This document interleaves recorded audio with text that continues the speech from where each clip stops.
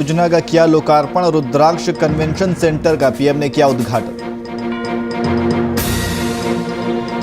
मुरादाबाद में बढ़ती महंगाई के खिलाफ प्रदर्शन। सपा कार्यकर्ताओं ने किया प्रदर्शन। सरकार के खिलाफ जमकर की नारेबाजी।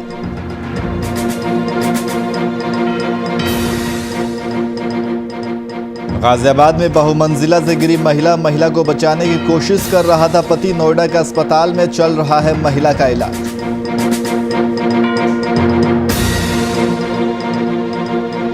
वहीं नोएडा के फेज 2 को हाथ लगी बड़ी सफलता। पुलिस ने अवैध हथियार की तस्करी करने वालों को किया गिरफ्तार।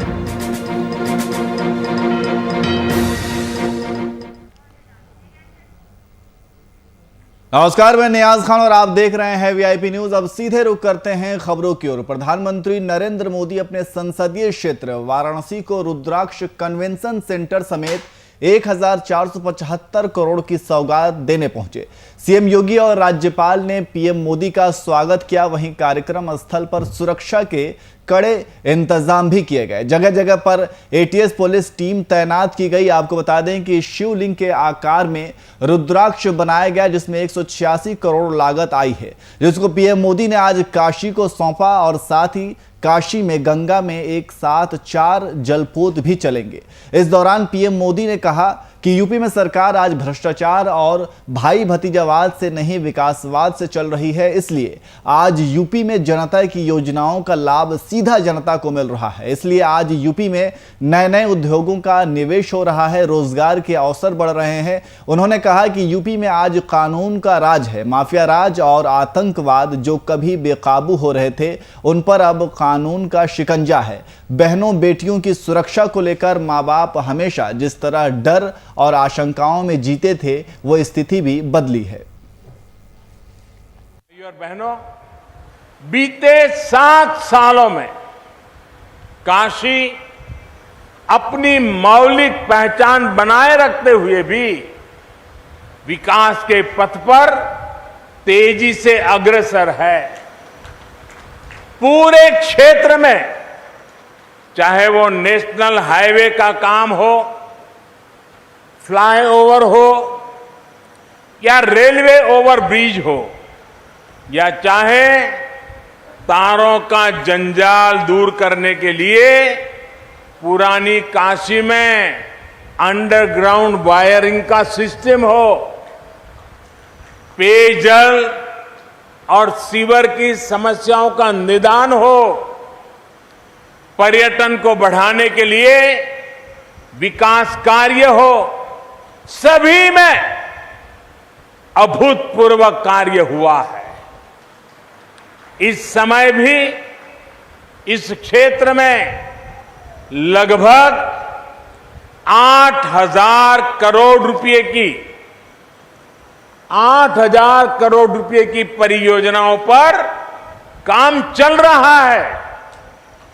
नए प्रोजेक्ट, नए संस्थान काशी की विकास गाथा को और जीवंत बना रहे हैं। साथियों, काशी की मां गंगा की स्वच्छता और सुंदरता हम सभी की आकांक्षा भी है और प्राथमिकता भी है। सड़क हो, आज एक बार फिर आदरणीय प्रधानमंत्री जी काशी की लगभग 1500 करोड़ रुपए की परियोजनाओं के लोकार्पण और शिलान्यास के लिए हमारे बीच में बाबा विश्वनाथ की इस पावन नगरी में, देश की इस सांस्कृतिक राजधानी में अपना मार्गदर्शन और प्रेरणा प्रदान करने के लिए हम सबके बीच में उपस्थित हैं। मैं इस अवसर पर आप सबकी ओर से आदरणीय प्रधानमंत्री जी का हृदय से अभिनंदन करता हूं, स्वागत करता हूं। पिछले 7 वर्षों के दौरान काशी में 10,300 करोड़ रुपए की परियोजनाएं पूरी हुई हैं और लगभग 10,200 84 करोड़ रुपए की योजनाएं वर्तमान में गतिमान हैं। काशी जिन बातों के लिए तरसता था, आज वो काशी अपने एक नए रूप में देश और दुनिया के लिए एक नई प्रेरणा बन रही है। स्वास्थ्य का हो, इंफ्रास्ट्रक्चर का हो, शिक्षा, पेयजल, हर एक क्षेत्र से जुड़ी हुई इन परियोजनाओं का लोकार्पण और शिलान्यास का कार्यक्रम आज आदरणीय प्रधानमंत्री जी की प्रेरणा से, उनके कर कमलों से यहां पर संपन्न होने जा रहा है।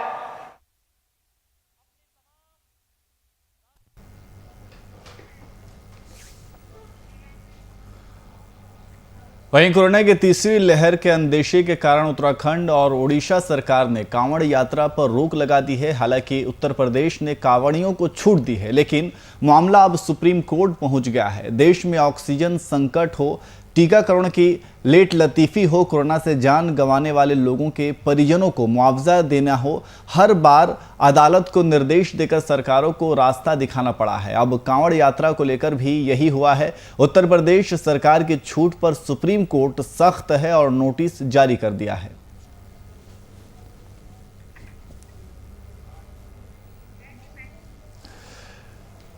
तो उत्तराखंड ओडिशा ने कांवड़ यात्रा पर रोक लगाई है और यूपी ने इजाज़त दी है, तो सुप्रीम कोर्ट ने नोटिस भेजा है। तो कोरोना की तीसरी लहर के खतरे को देखते हुए कांवड़ के यात्रा पर पाबंदी लगाई गई है और उत्तराखंड और ओडिशा सरकार ने कांवड़ यात्रा पर रोक लगाई है। हालांकि उत्तर प्रदेश की अगर बात की जाए तो उत्तर प्रदेश ने कांवड़ियों को छूट दी है, लेकिन अब ये पूरा मामला अब सुप्रीम कोर्ट पहुंच चुका है।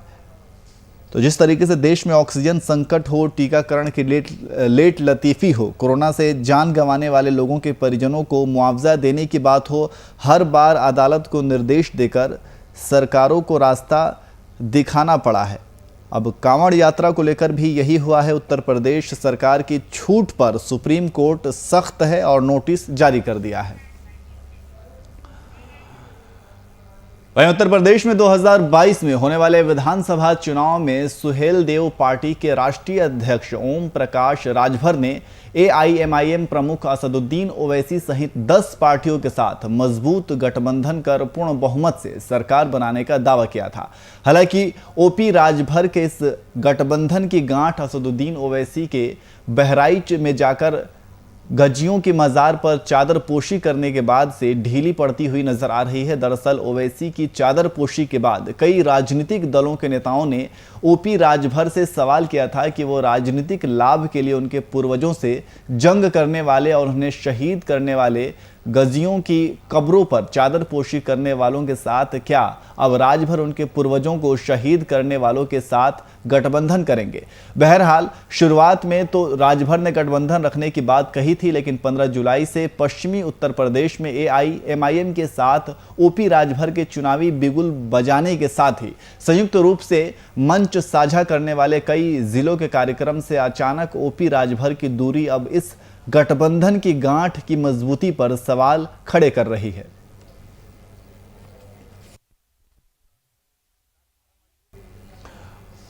तो विधानसभा चुनाव से पहले एक झटका लग सकता है और ओवैसी राजभर की गठबंधन जो है वो टूट सकता है।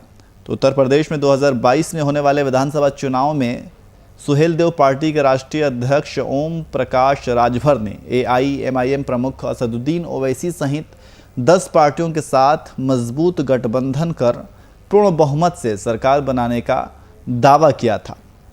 हालांकि ओपी राजभर के इस गठबंधन की गांठ आपको बता दें कि असदुद्दीन ओवैसी के बहराइच में जाकर गाजियों की मजार पर चादर पोशी करने के बाद से ढीली पड़ती हुई नजर आ रही है। और मुरादाबाद में प्रदेश कमेटी के आह्वान पर गुरुवार को बढ़ती महंगाई के खिलाफ समाजवादी कार्यकर्ताओं ने तहसील मुख्यालयों पर धरना प्रदर्शन करके नारेबाजी की। हाथों में तख्तियां लेकर अपनी आवाज बुलंद की। सपा कार्यकर्ताओं ने पेट्रोल, रसोई गैस, खाद, बीज की बढ़ती महंगाई के विरोध में गुरुवार को तहसील मुख्यालय पर विरोध प्रदर्शन किया। पूर्व जिला अध्यक्ष जयवीर सिंह यादव, महानगर अध्यक्ष शाने अली शानू की अगुवाई में तहसील सदर के गेट पर समाजवादी पार्टी के कार्यकर्ता इकट्ठे हुए। मुरादाबाद देहात विधायक हाजी इकराम कुरैशी भी अपनी टीम के साथ थे। यहां सपा कार्यकर्ताओं ने केंद्र और प्रदेश सरकार के खिलाफ जोरदार नारेबाजी करके एसडीएम को ज्ञापन सौंप दिया। ज्ञापन में कहा गया है कि भाजपा की सरकारें जन विरोधी हैं, किसान इन सरकारों में बुरी तरह से परेशान हो रहे हैं।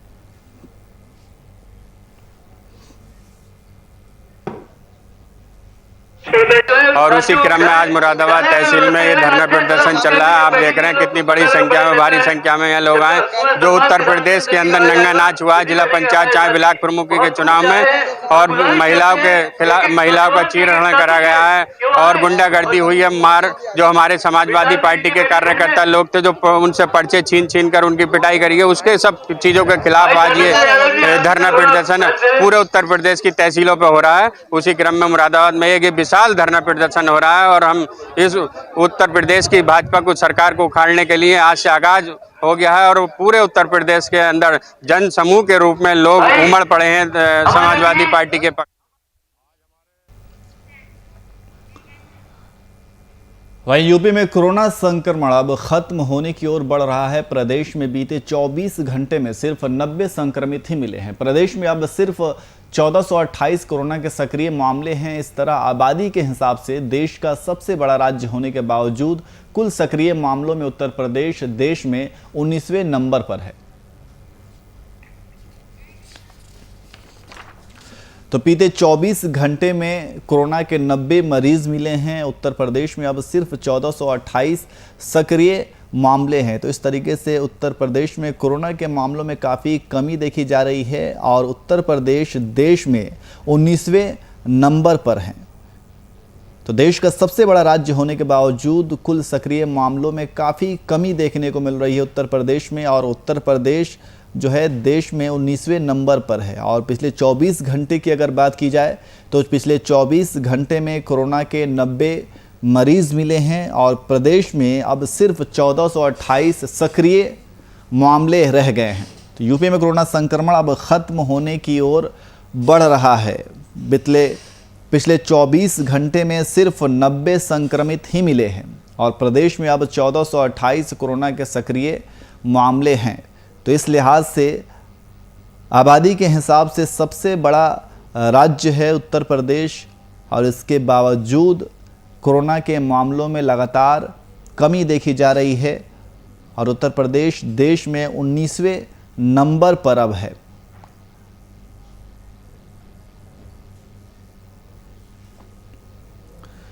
तो लगातार उत्तर प्रदेश में कोरोना के मामलों में कमी देखी जा रही है। लगातार कोरोना के मामले जो हैं वो घटते हुए नज़र आ रहे हैं। अगर पिछले 24 घंटे की बात की जाए तो 24 घंटे में सिर्फ 90 संक्रमित मरीज ही मिले हैं और अब सिर्फ 1428 कोरोना के सक्रिय मामले हैं। इस तरह आबादी के हिसाब से देश का सबसे बड़ा राज्य होने के बावजूद कुल सक्रिय मामलों में उत्तर प्रदेश देश में 19वें नंबर पर है।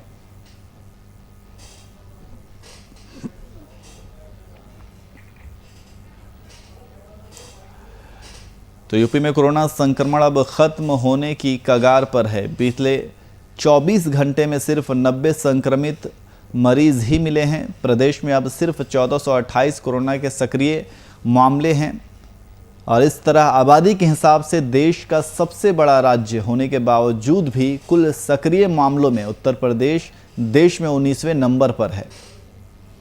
तो बीते 24 घंटे में कुल मरीज 90 मिले हैं और अब प्रदेश में सिर्फ 1428 सक्रिय मामले रह गए हैं। तो उत्तर प्रदेश में लगातार कोरोना के मामलों में कमी देखी जा रही है। जिस तरीके से थर्ड वेव का भी खतरा लगातार बना हुआ है और थर्ड वेव के खतरे को देखते हुए उत्तर प्रदेश सरकार पूरी तरीके से मुस्तैद है। लेकिन अगर सेकेंड वेव की बात की जाए तो अब मामलों में लगातार कमी देखी जा रही है।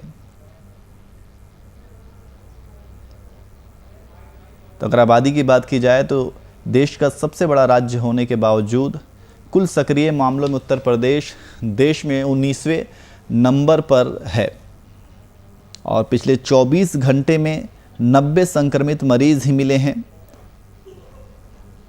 और प्रदेश में अब सिर्फ 1428 कोरोना के सक्रिय मामले हैं।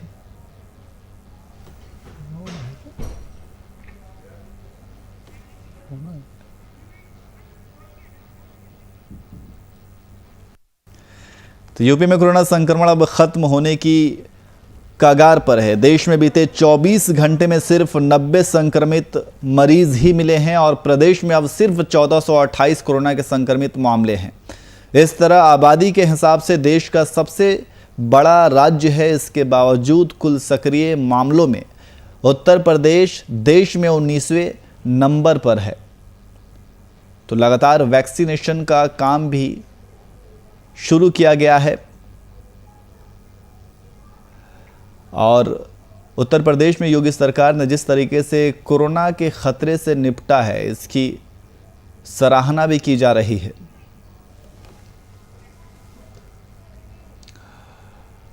वहीं उत्तर प्रदेश के गाजियाबाद जिले का एक वीडियो वायरल हो रहा है जिसमें एक महिला बहुमंजिला इमारत पर एक शख्स का हाथ पकड़े लटकी हुई है और अचानक वो नीचे गिर जाती है। महिला को पकड़ने की कोशिश कर रहा शख्स उस महिला का पति बताया जा रहा है।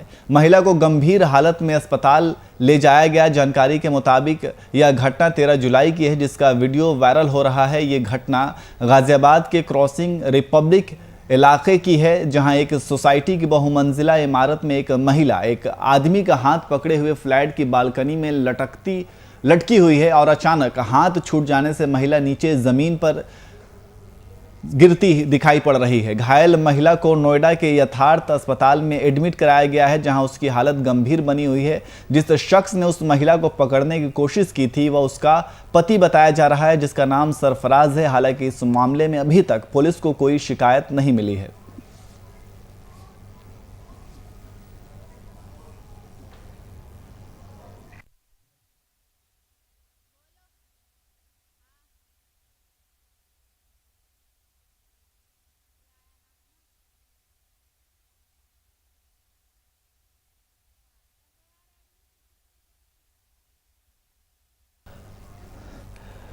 तो आप तस्वीरों में देख सकते हैं कि किस तरीके से ये वीडियो लगातार वायरल हो रहा है जिसमें बहुमंजिला में एक औरत लटकी हुई नज़र आ रही है और अचानक से हाथ छूट जाता है और वो महिला ज़मीन पर गिर जाती है। हालांकि अभी फ़िलहाल उसे हॉस्पिटल में भर्ती कराया गया है और जो शख्स उस महिला का हाथ पकड़े हुआ है वो उसका पति बताया जा रहा है।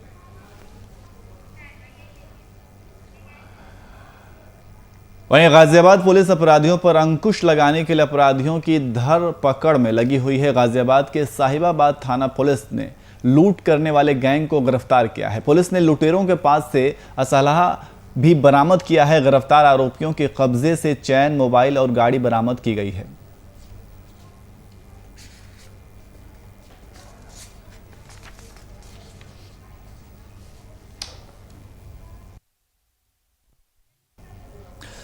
तो पुलिस को एक बड़ी सफलता हाथ लगी है। पुलिस ने लुटेरों को गिरफ्तार किया है। गिरफ्तार आरोपियों के कब्जे से कई सामान बरामद किए गए हैं जिसमें चैन, मोबाइल और गाड़ी शामिल है। तो गाजियाबाद पुलिस अपराधियों पर अंकुश लगाने के लिए अपराधियों की धरपकड़ में लगी हुई है और इसी दिशा में पुलिस को एक बड़ी सफलता हाथ लगी है। पुलिस ने आरोपियों को गिरफ्तार किया है जो आरोपी लूट की वारदात को अंजाम दिया करते थे। तो गिरफ्तार आरोपियों के कब्जे से कई सामान भी बरामद किए गए हैं जिसमें चैन, मोबाइल और गाड़ी शामिल है। तो गाजियाबाद के साहिबाबाद थाना पुलिस ने लूट करने वाले गैंग को गिरफ्तार किया है जो पिछले कई दिनों से लूट की वारदात को अंजाम देते आ रहे थे और पुलिस इस गैंग को पकड़ने के लिए काफ़ी समय से इनके पीछे पड़ी हुई थी और आखिरकार पुलिस को एक बड़ी सफलता मिली है और इस गैंग के लुटेरों को पुलिस ने गिरफ्तार किया है। दिनांक 2/7/2021 को थाना क्षेत्र साहिबाबाद से हुकुम सिंह नामक व्यक्ति का कार अल्टो लूट ली गई थी गन पॉइंट पे, जिसमें उनकी तहरीर को मुकदमा पंजीकृत कर लिया गया था थाना साहिबाबाद में। तभी से इन अपराधियों की तलाश चल रही थी। दिनांक 14 को 4 अपराधी इसमें पकड़ लिए गए हैं, जिनसे लूटी गई कार और उनके 3 मोबाइल, अन्य जो सामग्री उनसे लूटा गया था उसको बरामद कर लिया गया है। इसके अलावा अपराधियों ने पूछताछ में और भी 2-3 घटनाओं का इकबाल किया है, उससे भी संबंधित जो भी सामान है उसको बरामद किया।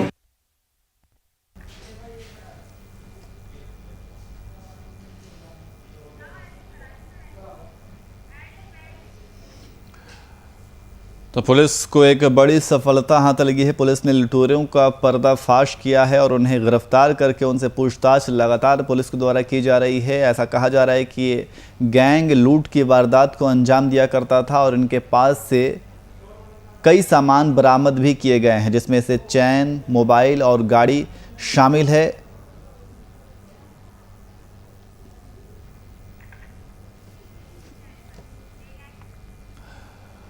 और नोएडा के सेक्टर 58 पुलिस को एक बड़ी सफलता हाथ लगी है। आपको बता दें कि पुलिस ने कार्रवाई करते हुए 4 पहिया वाहन चोर को गिरफ्तार किया है। पुलिस ने बताया कि वाहन चोर ने दिल्ली के गोविंदपुरी से एक इनोवा चोरी की थी। पुलिस ने कार्रवाई करते हुए इनोवा कार के साथ गिरफ्तार किया है।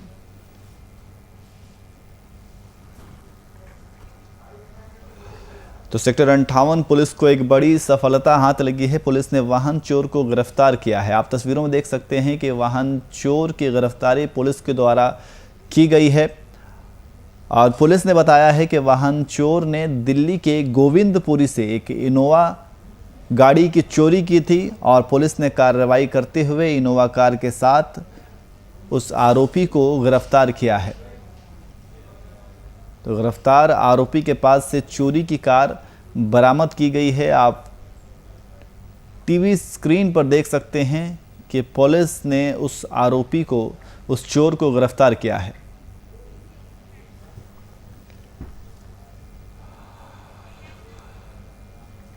और बुलंदशहर में भू माफियाओं के हौसले दिन पर दिन बुलंद होते जा रहे हैं। भू माफिया लगातार भूमि पर अवैध कब्जा कर रहे हैं। ताज़ा मामला नरसेना थाना क्षेत्र के एक गांव से सामने आया है, जहां एक महिला की ज़मीन पर भू माफियाओं ने अवैध कब्जा कर लिया।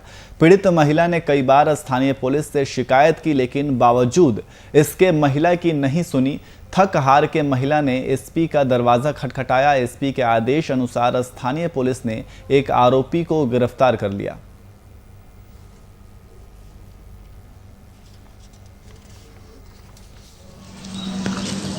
आदमी ने प्लॉट लिया।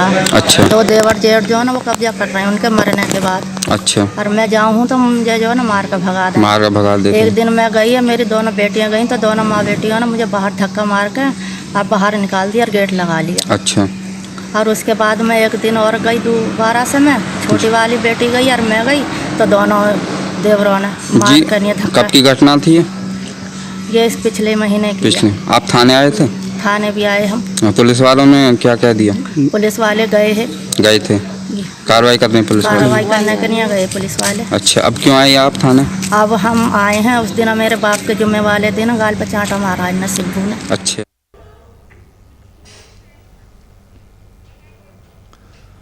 वहीं हापुड़ के कोतवाली क्षेत्र के मोहल्ला कोटला मेवातियान में एक बुजुर्ग दंपति के बुधवार देर रात अज्ञात लोगों ने चाकू से गोदकर हत्या कर दी। आज सुबह दंपति का शव देखकर परिजनों में कोहराम मच गया। डबल मर्डर की सूचना से सनसनी फैल गई। आला अधिकारी भारी संख्या में पुलिस बल के साथ मौके पर पहुंचे।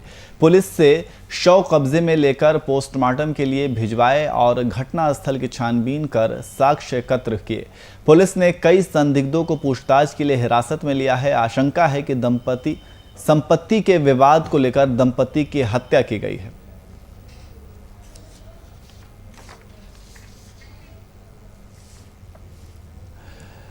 तो जिले में अपराधियों के हौसले लगातार बुलंद है। हापुड़ में डबल मर्डर का मामला सामने आया है, जिसके बाद सनसनी इलाके में फैल गई है। चाकू से गोदकर बुजुर्ग दंपति की हत्या की गई है और पुलिस इस पूरे मामले की छानबीन भी कर रही है। तो हापुड़ में डबल मर्डर से सनसनी फैला हुआ है।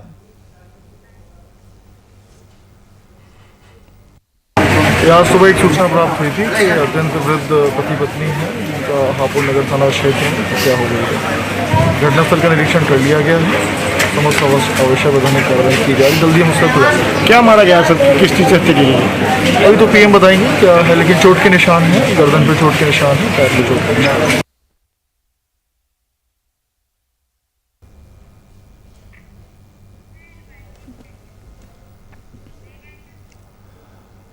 और नोएडा के फेज 2 थाना पुलिस को एक बड़ी सफलता हाथ लगी है। आपको बता दें कि पुलिस ने कार्रवाई करते हुए अंतर्राज्यीय अवैध हथियार तस्करों को गिरफ्तार किया है। पुलिस ने गिरफ्तार आरोपी के कब्जे से भापी में अवैध असलहा बरामद किया है। फिलहाल पुलिस ने आरोपियों को गिरफ्तार कर आगे की कार्रवाई की है।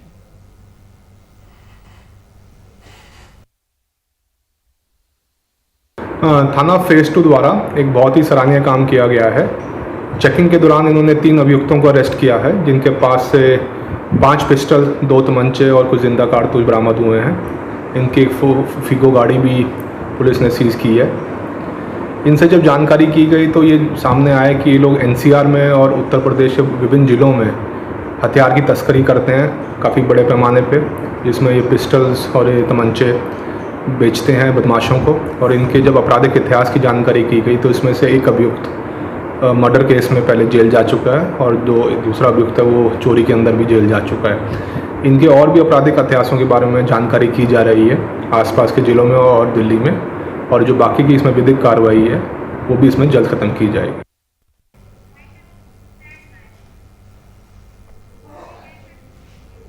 फिलहाल बुलेटिन में इतना ही। देश और दुनिया की तमाम खबरों के लिए देखते रहिए VIP न्यूज़। नमस्कार।